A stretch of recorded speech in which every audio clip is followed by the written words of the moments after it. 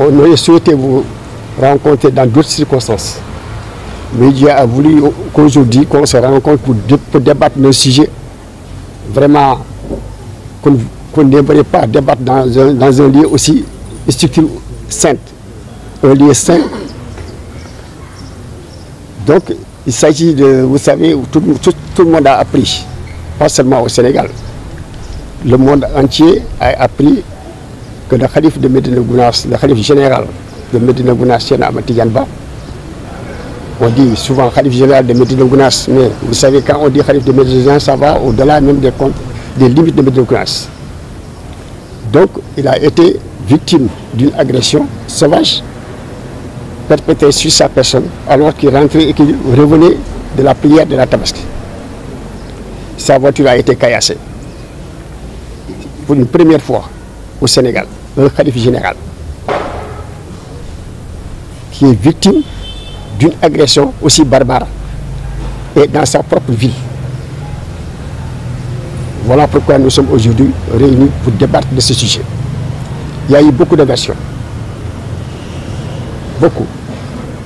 Nous, on est là pour rétablir la vérité. Comme nous l'a appris notre calife, notre guide, il faut toujours, en toutes circonstances, dire la vérité. Il n'y a que la vérité qui triomphe. Le calife revenait de la mosquée. C'est vrai, les gens vont se poser des questions. Où étaient les forces de l'ordre? La gendarmerie était là-bas. En coup de route, arrivé à 150 mètres de la mosquée, après avoir pris départ, parce que vous savez, généralement les prières ne se font pas au niveau de la grande mosquée de Médina Gounass, mais se font dans un site dédié à cette prière, qu'on appelle communément un site dédié à cette prière. Alors, quand il a quitté le site, il revenait, les gendarmes lui ont demandé de patienter un peu. Quand ils ont ouvert la voie, arrivé à un certain niveau, c'est là que la voiture a été caillassée. Et Dieu merci, alhamdoulilah rabbil alamin, parce que ça pouvait se passer autrement. Vous savez, le calife, c'est un homme de paix. Il a demandé à la population de se calmer. Mais n'empêche, les hostilités ont triplé. Parce que vous avez vu que vous êtes des journalistes, vous avez vu à travers la presse, partout, il y a eu des dégâts. Des magasins qui ont été caillassés, complètement vandalisés. On a cassé les voitures. Vous avez vu la voiture du calife qui a été caillassée. Heureusement que la voiture est blindée. Sans cela, aujourd'hui, on ne serait pas là. La voiture de son frère, Tien Ibn Oumarba, tout le convoi. Tous les véhicules qui étaient dans le convoi ont été caillassés. Alors, voilà pourquoi nous sommes indignés. Dans tout ça, où est l'État? La gendarmerie était là. Et nous sommes des hommes de paix. Nous voulons lancer un appel à l'État. Un appel à tous les Sénégalais. Parce que le calife n'est pas le calife seulement d'une ethnie. Le calife est le calife de tout le monde. Il est là pour tout le monde. Vous avez vu au Dakar, vous ne pouvez pas distinguer qui est disciple de Thierno Ali Mochid, qui ne l'est pas. Vous savez, Médina Gounass a été fondé en 1935 par son frère Aladji Mohamed Seydou Ba. Si maintenant, aujourd'hui, en tant que calife, on lui refuse le droit de passer sur une voie, même s'il n'était pas calife, il ne serait qu'un simple citoyen, on n'a pas le droit de lui interdire de passer sur une voie. A plus fortiori, c'est le calife. Même quand vous considérez dans votre maison, quand il y a un espace, il n'y a pas de droit de passage, on crée ce qu'on appelle le droit de passage. Pour dire qu'au Sénégal,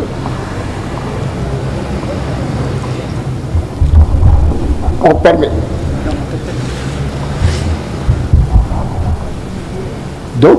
au Sénégal, il y a une liberté de circuler. Donc comment se fait-il que le calife, dans sa propre ville, qu'il soit agressé? Et au moment où nous tenons cette déclaration de presse, les choses s'empirent. Le ministre de l'Intérieur, vous avez tous appris, présentement, il est à Médina Gounass. Le défi est aller plus loin. Même en présence du ministre de l'Intérieur, le ministre de l'Intérieur en personne a été caillassé. Ils ont jeté des pierres. Maintenant, on se demande dans quel pays on est. J'espère que le ministre de l'Intérieur, une fois rentré à Dakar, il prendra toutes les mesures nécessaires par rapport à ça. Le ministre est venu avec une délégation. Et dans cette délégation, il est venu avec quelqu'un en qui nous n'avons pas entièrement confiance, qui est venu à plusieurs reprises à Gounass et qui n'a jamais mis les pieds chez le calife. Et aujourd'hui, qui accompagne cette délégation, qui vient dire qu'il pour la paix. Alors qu'il s'est affiché pour un camp bien déterminé. Je veux nommer le capitaine Touré, que vous connaissez tous, qui a fait la une des journaux. Qu'est-ce qu'il avait à faire dans cette délégation? Voilà. Donc, nous sommes en droit de nous poser des questions. Qu'est-ce qui s'est passé? Qui est derrière, ou bien qui sont derrière ces gens? Parce que c'est un petit groupe de personnes. Nous sommes sûrs et certains que ce n'est pas de gaieté de cœur. Que tout le monde, même ceux qui ont agi, ils n'ont pas fait de gaieté de cœur. Parce qu'on ne veut pas indexer un groupe, on ne peut pas indexer une personne, mais on peut indexer un petit noyau de personnes qui est là, qui depuis un certain temps, pour des intérêts personnels, des intérêts politiques, qui veulent déstabiliser la cité. Là, voilà pourquoi nous sommes là, réunis, pour trouver une solution. Donc nous appelons l'État à plus de responsabilité. Parce que c'est un problème de responsabilité qui se pose. Nous sommes en droit de nous demander où va notre pays. Si même dans votre propre maison, dans votre cité, vous ne pouvez pas avoir la paix, à tout moment, on peut vous agresser, vous tuer, sans qu'il ne se passe rien. Alors, peut-être vous, pour la jeune génération, mais nous qui avons fait notre temps, on n'a pas connu ça dans notre jeunesse, nous n'avons jamais connu ces dérives-là. Donc, je crois que le ministre de l'Intérieur, il nous écoute, tout le Sénégal, il nous écoute. La diaspora nous écoute. Nous lançons un cri de cœur. C'est un cri de cœur que nous lançons aujourd'hui. Je crois qu'il y aura tout de suite certains qui vont prendre la parole, vont parler en pulaar, pour s'adresser à la communauté pulaar. Aussi, on va aussi faire un discours en wolof. Et nous espérons seulement que vous allez porter la nouvelle un peu partout. Comme il s'agit d'une déclaration de presse, ce n'est pas un point de presse. Nous avons vu que dans les journaux, il y a eu beaucoup d'amalgames. Il y a eu des équivoques que les gens ont voulu entretenir, que certains ont fait sciemment. Voilà pourquoi nous sommes là réunis, pour rétablir la vérité. Voilà ce que j'avais à dire. Bëggoon nañ leen dalal fii ci beneen ala comme ñu doon ubbee jumaa ji nga xam ne ñëppay bëgg waaye tey nit moom sa mbir yëpp yàlla moom mooy dogal lii la yàlla dogal tey démb dañuy julli tabaski ñuy balante ak ñëpp xam lan mooy tabaski képp koo xam ne nit nga jullit nga am nga lu pepp imaan bu laax saxul xam nga lan mooy tabaski suñu xalif seen xalifu Sénégal yëpp xalif adduna bi yëpp parce que kenn réerewul mbir Dakar ñu ne Dakar Médina Gounass léegi ñëpp xam nañ ko nit ñi di jógee fu ne bàyyee ko fu ne ñu di ko ulsi muy nitu yàlla boo xam ne jàmm dong la bëgg moom lay oote mu jógee juma wàccoo ak yàlla dogal dem juma. xam ngeen ci Medina Gounass jumaa ji bu ñu julli plutôt tabaski bu ñu ko julli ci biir jumaa ji dafa am bërëb boo xam ne bu ñu jagalee julli tabaski ak korité léegi moo jógee ci site bu ñu ñibbisi am ñu ko dogale waaye li ñu gën a jaaxal ci mbir mi gendarmerie nga fa woon te xam nañ dëkk bi nu mel kon boobu mënoon nañ jël ay matuwaay yoo xam ne ñoo am ay gendarme yu doy ñu ubbi bunt bi yéen presse bi yéen seen bopp relayé ngeen loolu wax ngeen li ngeen ci war a wax waaye coow ji dafa bëri moo tax ñu ne nañ toog ñu wax ni ñuy dëgg bi fu mu féete fekk yàlla dong moo tax ñuy wax parce que ñun loolu la ñu jàngal ci loolu la ñu yar wax dañuy dëgg ku nekk nga dëgg nga xam ku nangu nag bisimilah ku nangul aussi waaye dëgg bi dañ la ko wax parce que dëgg yàlla moo ko moom ci yàlla lay dellu Thierno muy ñëw ñu xaar lu ma mën a tuddee li tubaab bi naan guet-apens parce que dañuy xaar ba Thierno ba oto yi dem ba nga xam ne soo diggante ñaari kii ñu tëj fii ñu commencé sànni ay xeer yàlla moo ci def sutura waaye xam ngeen Thierno tey jii at yi mu fi mu tey jii am ay 89 ans 90 ans muy mag yërëmoo ko amoo loo ko yéene muy xalifa diine boo xam ne bis bu ne moom du nelaw guddi du nelaw bëccëg mu ngi fexe yàlla xam ne yàlla moo tax may wax adduna bi yëpp bëggul kenn dafa bëggul ñëpp mucc ci safar ku mel noonu nga xam ne mu ngi lay liggéeyal nga yëg ko nga ko yëg ku mu ngi lay ñaanal amoo loo ko yéene loolu faagagal jël xeer ni ma ko waxee yàllaa ji de surtout yàllaa nangul seen pexe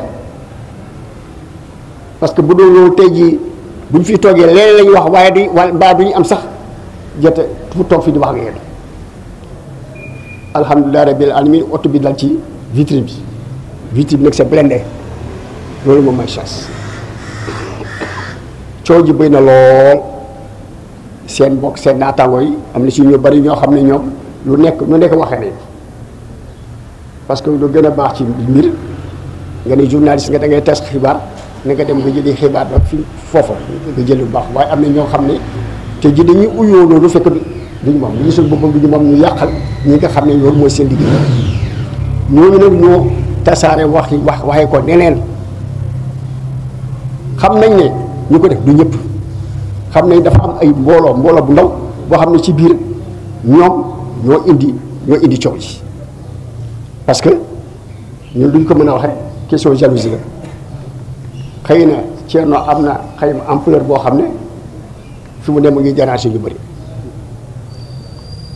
ñun foofu lañ ko fi waaye comme suñuy xalif bi dafa ne na ngeen dal ngeen ne ci jàmm man jàmm laa oote moo tax ñu déglu ci ñëpp ñu ne ci jàmm ñuy oote ci jàmm parce que yéen a yóbbu suñu kàddu fu ne pour mbooloo yi parce que ñu bëri oo nañu am na fu ne pour waaye bëgg a jóge fu ne pour dalal nit ñi ñoo xam ne ñu ngi ci jàmm Thierno mu ngi ci jàmm li ñu war a def nag ñun bu soobee yàlla mbooloo bi toog fii ci ndigalu xarit bi dañuy topp mbir mi bu jeex tak nguur gi nga jël ay responsabilités ñi nga xam ne def nañ ko ñu jéem a seet waaye li ci gën a ñaaw suñu xel mooy délégation bi ñoo ànd ak ministre de l'intérieur ñu rax ci koo xam ne ñun ñëpp xam nañu ne wóor nañu ne moom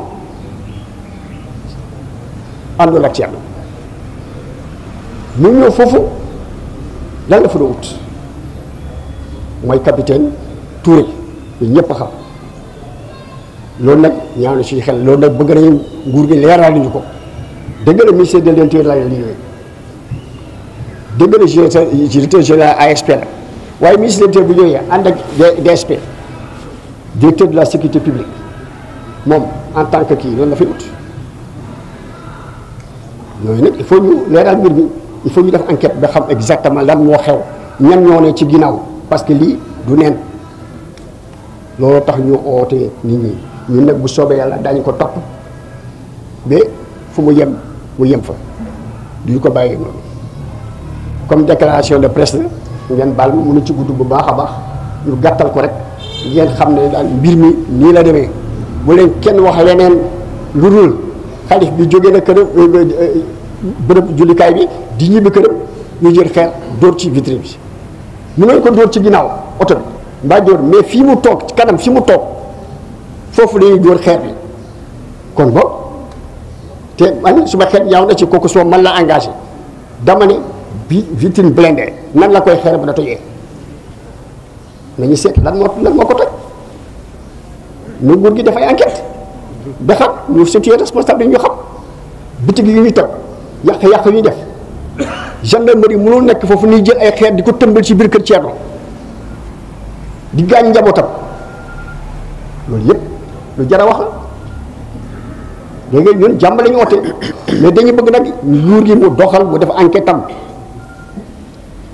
dañu bëgg ñu ne am nañu patron dañu bëgg Sénégal émergent mais mënuñu émergent fekk newu ci jàmm c'est pas possible émergence da muy wàllal bu dee sa dëkk fi nga dëkk fi nga sanc ba sa biir kër mënatoo fa am jàmm mënatoo fa toog fu jëm ku nekk ngaddu sa bagage nga seet foo toog léegi nag moo tax ñu oo leen ngeen baal ma du question damay waxee xol du question damay yëkkati mais damay doo bëgg rek dëgg bi mu feeñ ñëpp xam nu mu demee ñu ci des ci bu demee ba nga xam ne am na yeneen développement bu soobee yàlla comme comité baa ngi fii ñoom ñoo oote tey ci ndigalu xalif bi nag li ñuy def ci ndigalu xalif bi lañ koy def juguñu rek di ko def. Comme l'a si bien dit notre confrère Amadou Baroba, nous aurions bien voulu être là pour une autre chose, par exemple la cérémonie d'ouverture de la mosquée ou pour vous annoncer de bonnes nouvelles. Mais les nouvelles qui nous viennent de Médina Gounass sont horribles. Elles sont d'autant plus horribles qu'il s'agit d'une attaque contre un homme qui a plus de 82 ans et qui est connu pour être un homme de paix, qui est connu pour son humilité et qui est connu pour son sens de l'islam. C'est à cet homme-là que des bandits ont préféré s'attaquer.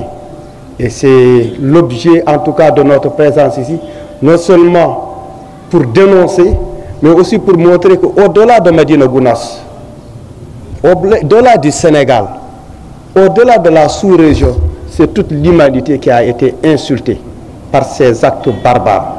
C'est pourquoi, comme l'a si bien dit mon daddy, mon grand frère, nous demandons que justice soit faite. Et nous demandons à ce que les autorités fassent le tout pour faire régner la paix et la justice. Parce que sans la paix, il n'y aura pas de développement. Sans la paix, on ne pourra pas faire ce que nous a enseigné de plus fondamental. L'enseignement fondamental de Thierno Siraji Din, c'est la paix, c'est l'islam, c'est le bon voisinage. Vous savez tous, et pour tous ceux qui connaissent les gens du dental, nous sommes connus pour être des gens qui créent des symbioses, qui créent des liens entre les différentes composantes. Donc il ne s'agit pas ici, encore une fois, d'une guerre ethnique, il ne s'agit pas ici d'un conflit religieux, il s'agit tout simplement d'un banditisme qui a été orchestré par une personne qui voue une certaine jalousie pour le calife. C'est aussi simple que ça. Maintenant, cette personne a été aidée par un certain nombre de gens qui sont tapis dans l'ordre. Eh bien, ces personnes seront démasquées. Nous demandons que la justice, et nous demandons à l'État du Sénégal, aux États de la sous-région, de veiller à la paix et à la sécurité. Pour l'instant, nous continuons à croire que nous sommes dans un état de droit et que nous serons rétablis. Il y a même certains parmi nous qui ont commencé à saisir, en fait, à réunir tout ce qu'on a comme preuve pour montrer en réalité il s'agit d'une attaque, il s'agit d'un acte unilatéral qui a été conduit par un groupe et qui se sont adressés à tout un autre groupe.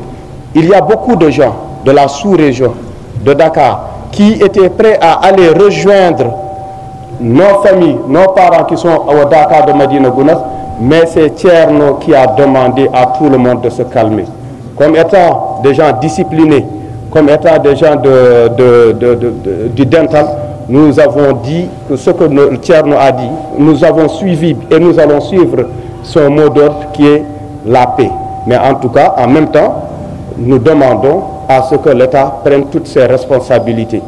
Cela dit, bandiraɓe sehilaɓe musidɓe tedduɓe jinnaɓe wassorɓe sukaɓe ɓale ɓakke ɓamtare ɓakiiɗe ɓamtoɓe yo jaam kisal ƴellitare e yurmede Allah woɗɗo e mon caggal yettude Allah e julde e nelaɗo mum e yettude cheikhna ahmadou tijani chérif sibou nde puɗɗiɗen haalde nde wonɗo gonɗen ke gonga tan en jii délégation gummiɗo galle chérif ari tawtorede ndeɗo jonde noon min jangguiɗa ko diine min jangguiɗa ko needi min jangguina ko diine e needi min jangguina ko famminde aduna o wonde no minen min poti tan ko ñodde oɗo musiba noon nde ari nde ceerno men ceerno Tidiane wi ko yomin ndeej hoto min mbaɗa hay hunde kono noon nan fakita holko addani ɗum fakidde ko laamu ngu waɗani ko foti wadde ko laamu foti darnude yimɓe beele yimɓe ɓe ene mbawa darade ene mbawa rende miskineɓe Allah julɓe wonɓe to Madina Gounass lebtateɓe ɓe toñateɓe ɓe sumateɓe ɓe